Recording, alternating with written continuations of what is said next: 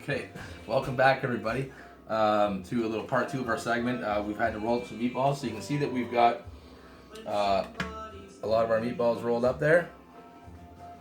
And we've got a little bit more. Are you going to roll a couple of meatballs? No. We don't play with the knife like that. That's not what we do with knives. It's not a toy.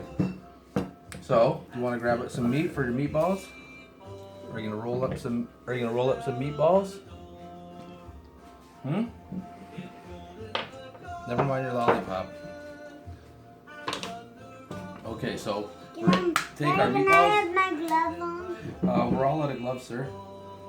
So, we're going to roll up some meatballs. And you want them it's about a 2-ounce meatball. Now you're going to get a little shrinkage in your balls. Don't be ashamed. It happens to the best of us. Don't repeat that. No, we're not cutting the meat. What are you making, chavapi? Yeah, I'm making a vapi. No, you're not making chavapi. Chavapi is on the Serbian segment. Yeah. This is the Italian segment. I think Daddy was Italian in a past life with all the Italian food he cooks. I Okay. want to be Italian. You want to be Italian? No, that's nice. Italians are nice people, but you're Irish. So. No, I'm Italian. All right. I'm Italian. He's Italian. So, roll out a few meatballs. Don't call me a liar, I'm Italian. I'm not calling you a liar, all right? If you want to be Italian, you can be Italian. Remember, now you're cutting raw meat on that countertop, so we're going to have to wash it off after. Daddy's going to have to get a new cutting board because you know why? Because when we cut raw meat, we don't want bacteria to grow on there and we don't want people to get sick. So you have to clean your knife and then clean your stuff. So we can use that for the time being. And then we will get ourselves a fresh cutting board, right? Okay. So we've got our oven set to 375. Those meatballs are going to take approximately about 25-30 minutes in the oven, and then we're going to put them into our sauce and we're going to simmer that down probably for better part of 2 hours. You just want to always check the meatballs, make sure they're not getting too soft or falling apart. And when I mean simmer, put it on the lowest temperature on your stove. Depending if you have an element or gas right down low. If you have like an electric element burner. What are you doing, child? And put that on like just maybe a touch above low. Just so there's a light little trickle of bubbles coming. That's going to simmer your sauce down nice. You might need a little bit touch more than 2 hours, but you're going to have nice soft meatballs, and that flavor's going to translate right through into the meat, and they're going to taste really, really good. What's with the hi-ya? What are you doing? Karate lessons, man? I'm going karate. No, you're not doing karate. We're cooking. Here, let's put that back. You're supposed to roll meatballs. You're not chopping these. Give me this because that's filthy dirty now. And I'm going to wash my hands. Okay, well, you're supposed to roll it, not squish it and squeeze it. Okay, so we have our sauce. We put our 750. No. We're not going to shake our hands and get meat all over the place. That's probably not the greatest of ideas. Okay, that's enough of the meat business for now for you. Okay, so you can see the meatballs is not going as planned. No, we're going to put that right there because Wipe my hands. Okay, I'm going to wash your hands. Let me get a damp cloth. Wipe them. So if you choose to make meatballs with your children, know what you're signing for here. Wipe the meat off with that. I'm going to wash them. Okay. So, I hope you have a long line of patience, or you have children that are saints and aren't convinced that the knife is the new karate sword. So, I'm going to sit down here for a second. We're going to show you. You're going to chop some celery. You ready to chop? I'm going to get your other knife. Turn around. Here's your other little knife. You got that guy.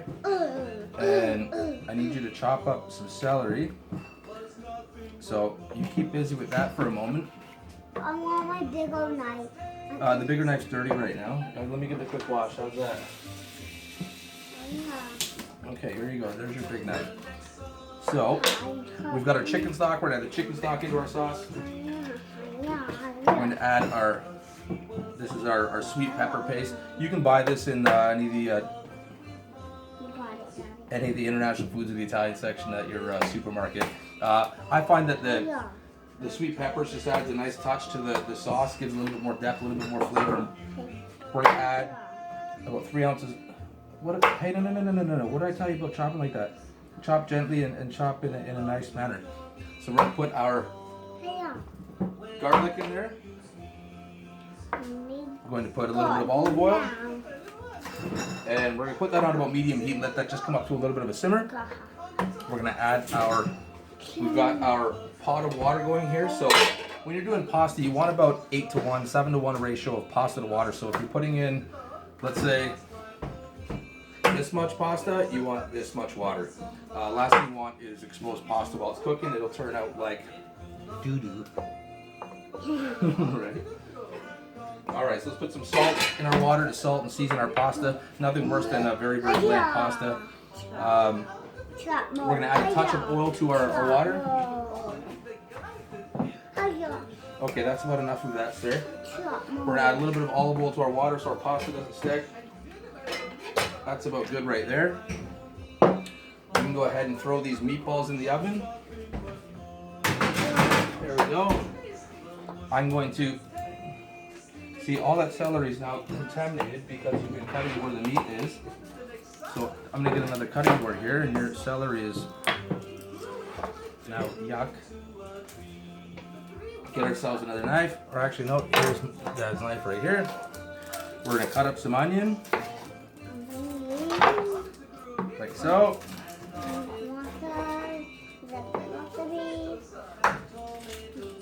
Peel the onion off. No, let's please be gentle, or I'm going to have to take that knife away from you. This is what happens. You have to have some discipline in the kitchen. Onions make you cry, Daddy. Onions make me cry. Yeah. Yeah, so does a lot of things in life. But you know what? Rub some dirt on it, walk it off, and everything will be all right. Are you going to cry if you cut the onions? Are you sad about it? What do you think? So, what's that? Are you sad about it? I'm not sad about putting the onions into the sauce. No, I think that it's actually a pretty fantastic, great idea. Get that little naughty bits out of there. I got this. You got this? Yeah. Okay, but listen, I'm going to have to get you a different cutting board because remember what we said. Let's move over your celery. And there you go. You have to move your lollipop. You want your lollipop? Apparently it's a candy day. So here you go. Here's some chopping for you. Do you need to sharpen your knife? You want to sharpen your knife? Alright.